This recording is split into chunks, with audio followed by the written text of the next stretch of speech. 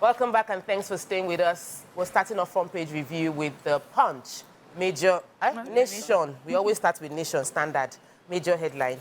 So government tampering with council funds, impeachable offense. That's what the major headline in the Nation says, that government tampering with council funds is an impeachable offense. The AGF has warned the consequences of circumventing the Supreme Court judgment on autonomy. And in other news, we have governors embrace state police. Proposal for fine-tuning next month. Nnamdi Kanu likely for release soon. That's from Nnamdi Kanu raises hope. Aliyah to hold town hall meeting on tax reform bills. ACF raises committee. Labour Party heads for court after losing 5th rep to APC in 1 week. Kano governor fires SSG 5 commissioners and scraps Chief of Staff office. Now, that is a story I'd like to hear. Enrique threatens revocation of defaulters' land. Okay, what story are we starting with? So I have the story of the Kano governor, SSG. They said the governor of Kano State, that's Abba Yusuf, he sacked his secretary, SSG, that's his name is Abdullahi Bafa Bichi, and 5 of his other commissioners, and their names are Ibrahim Jibril Fage of Finance, as his finance minister, his commissioner of finance, Ladidi Ibrahim Garko, culture and tourism, Baba Halilu, information and internal affairs, Shehu Aliyu, special duties, and Abbas Sani, rural and community development guy. So he said he wants to realign his government, his administration, and he wants to make some more adjustments to it. He said that this decision will enable optimum performance that will drive more dividends of democracy to the people of Kano State.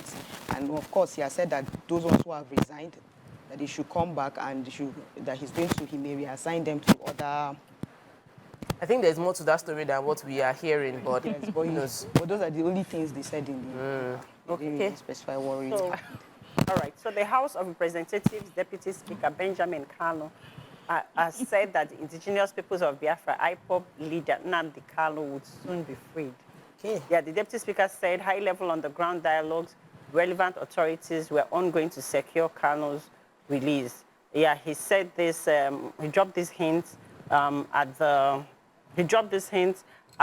meeting in Abuja of the Southeast Legislators Forum, where he said that they are trying to canvass because this Nnamdi Kanu being incarcerated has been causing the sit-at-home. Sit-at-home is making the Igbos, people in the Southeast, to lose a lot on Mondays. They sit at home on Mondays, so they are doing everything possible to be able to free him. He also mentioned that that the power of networking is more than money. That there is unity in power.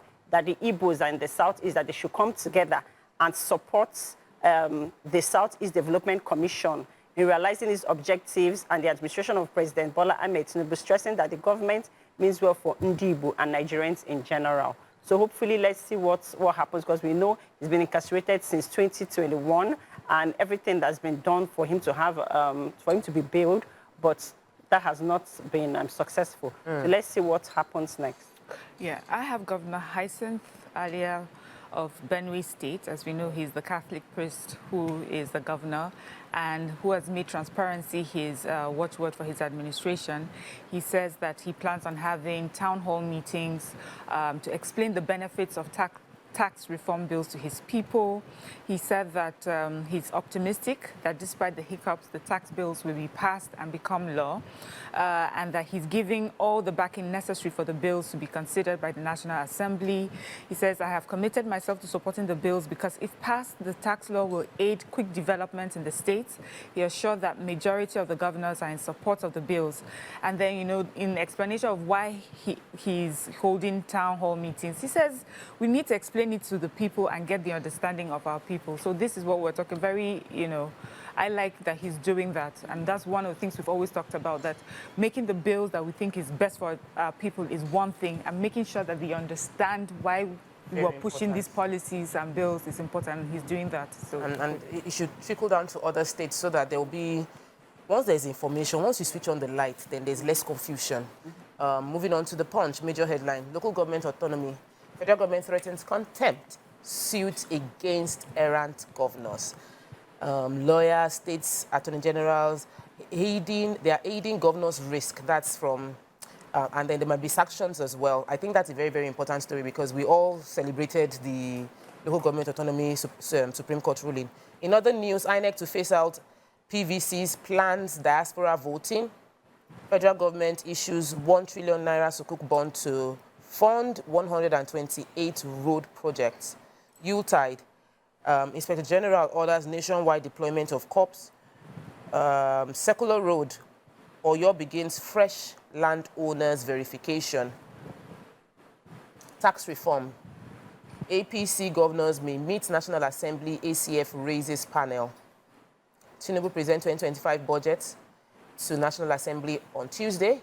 State Police, NEC resumes talks, January governors submits reports. So there's going to be conversation around State Police soon.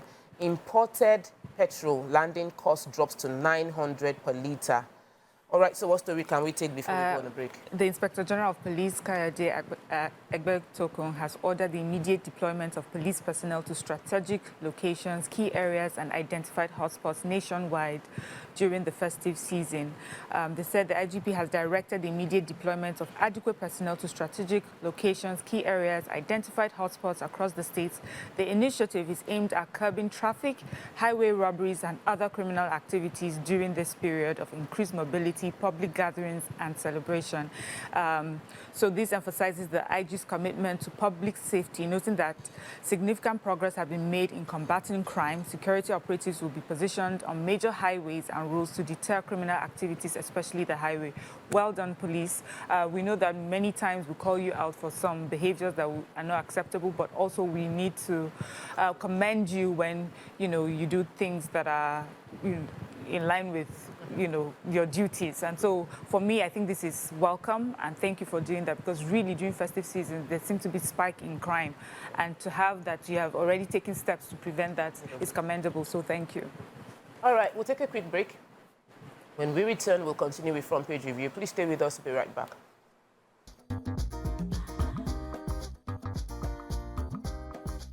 Stay tuned. Your View will be right back.